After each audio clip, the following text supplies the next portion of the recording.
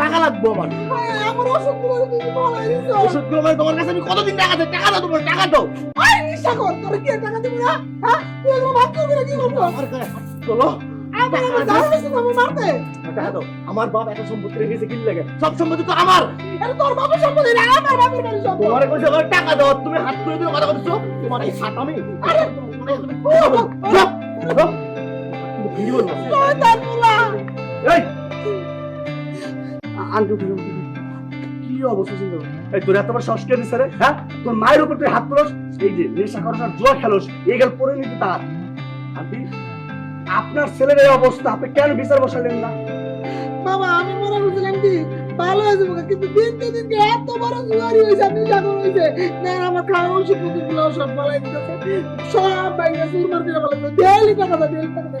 আমি কত টাকা দিব এটা বলার বাপের বাড়ি। মাদ্রাসা এটি আমগো মা বলার ব্যাপার।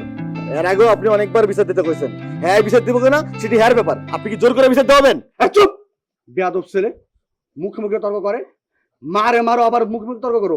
জুয়া খেলতে কি সব চলে গেছে, একদম ভিতরে বিবেকও চলে গেছে, বুদ্ধিও চলে গেছে, মানে তো কিছু নাই। আর পা থেকে মাথা পর্যন্ত বাইরে দিতে আমার ঠিক হইব, বুঝছেন? নাহলে ঠিক হইব না।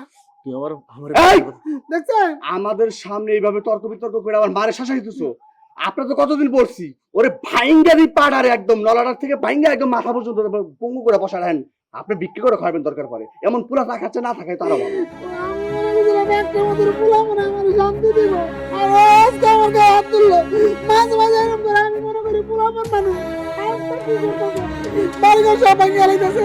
বিজয় তুমি এক কাজ করো, পুলিশে ফোন দাও, ওরে এখন পুলিশে ধরে দাও। না না আপনি না করেন না, আপনি না করেন। বারবার এর আগে একবার আমরা আইছিলাম না, থামাইতে আপনি না করতেন। আমি যে পরের দিনই আবার নেশা করতেছি, জুয়া খেলে। কি এমন আকাম নাই যে আপনি পোলা করেন না? বিজয় তুই কিন্তু বেশিবার বাড়ছস, আমি কিন্তু তোর ব্যাপারটা পরে দেখে নেব। চিন্তা করো, সাহস দেখো না, আমি দাঁড়ানো আমার সামনে ও আমার লোককে ধমকাই দিচ্ছে।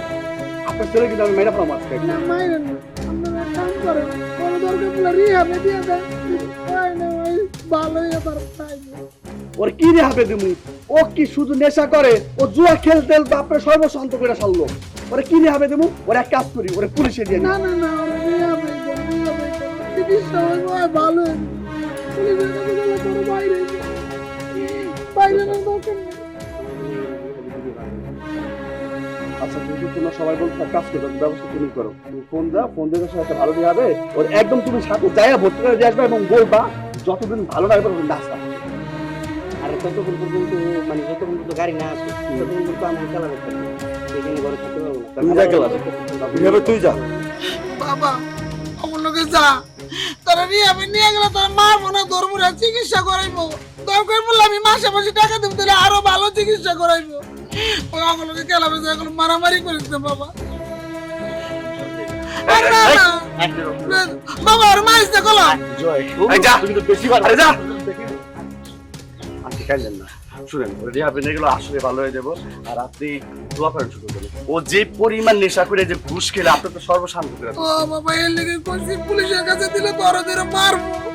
ওদেরকে আমার মুখতে যদি পয়সা যায় মারি খায়া, এর লেগে কইছি রিহাবে দিয়ে দিলে ভালো চিকিৎসা হইব। লাগলাম মাসে মাসে কিছু টাকা দিয়া। আচ্ছা সমস্যা নেই, টেনশন করেন, ওটার ব্যবস্থা করতে হবে। আর আপনার অবস্থা খুবই খারাপ জান। আচ্ছা ঠিক আছে। পুরা কবিল্লা পুলা মা দুঃখ বুঝে না, খালি গায়ে